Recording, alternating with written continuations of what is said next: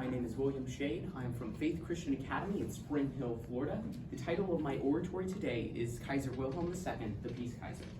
On the morning of the 10th of November, 1918, a man who had once led an empire of over 16 million people was now nothing more than a broken, disillusioned refugee seeking asylum in the Netherlands. The last 4 years, this man had been vilified by the Entente, portrayed as a monster and warmonger who needed to be stopped. Kaiser Wilhelm II is one of the most controversial figures in recent history.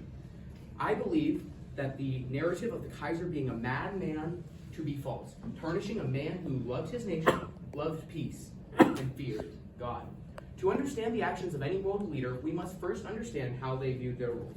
To do this, I have a quote from the Kaiser. "I regard my whole position and my task as laid on me by heaven, and that I am appointed by a higher power, to whom I must later render an account." To the critics of the Kaiser, they will say this is nothing more than the age-old tradition of kings and rulers saying, "I am given by God my position, my authority, submit to me, I'm in charge because God put me in charge." I believe this to be false. I believe that this is what a Christian would say if they understand Romans 14:12, which says, "So then every one of us shall give an account of himself to God." I believe this understanding of every action I do, everything I do, every decision I make, I will have to answer to God for. So the next is we want to see, how did other people see it? Because you can say things, but how did other people see them? So I have a quote from Ottokar von Sersen, an Austrian diplomat. Quote, "I do not think there is another ruler who had better intentions than he had. He lived only for his calling, as he viewed it. All his thoughts and longings were centered around Germany. His relations, pleasures, and amusements were all subservient to the one idea of making and keeping the German people great and happy.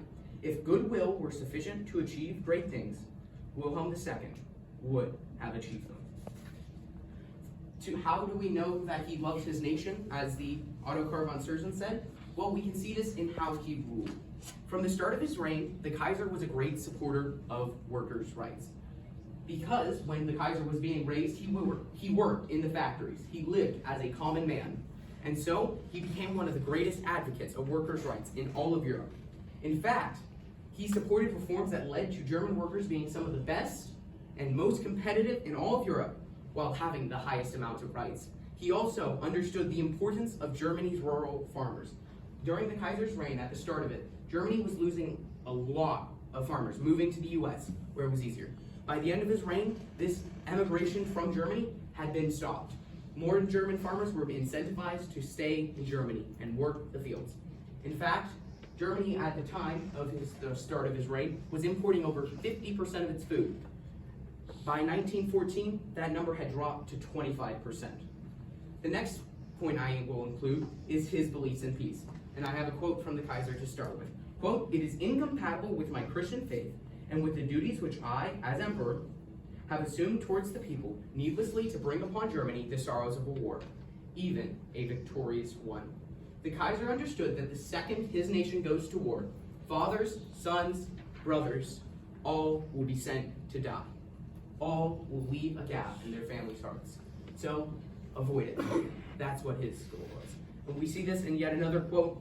"In foreign policy, I am determined to keep peace with everyone, so far as in me lies. My love for the German army, and my position in it will never lead me into the temptation of robbing the country of peace, unless some attack on the empire or her allies, forces, were upon us."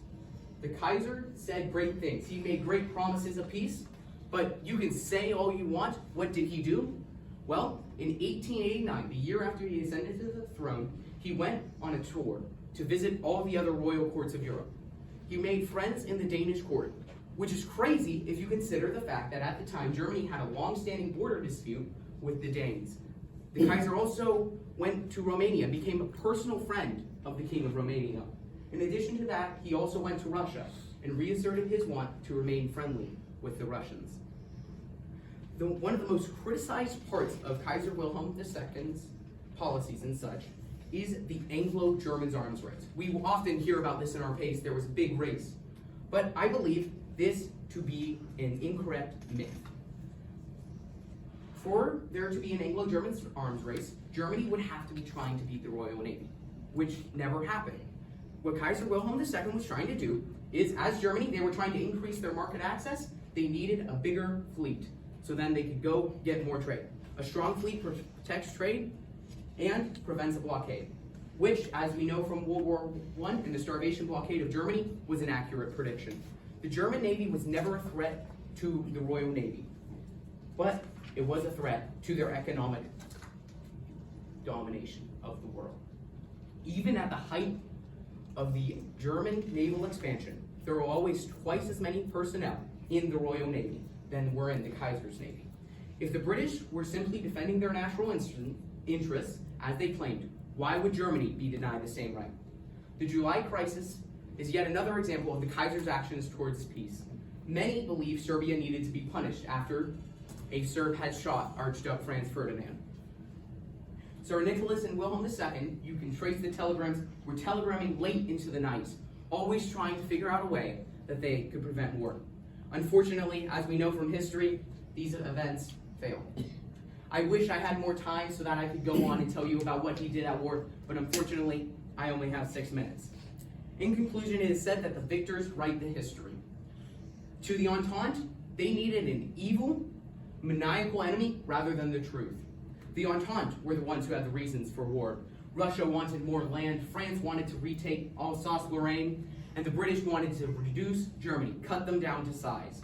And their government, with their censorship laws, would have no issue making sure that their people wouldn't know better. To conclude, I believe the Kaiser to be a man who loved peace and that his reputation was tarnished by those who do not.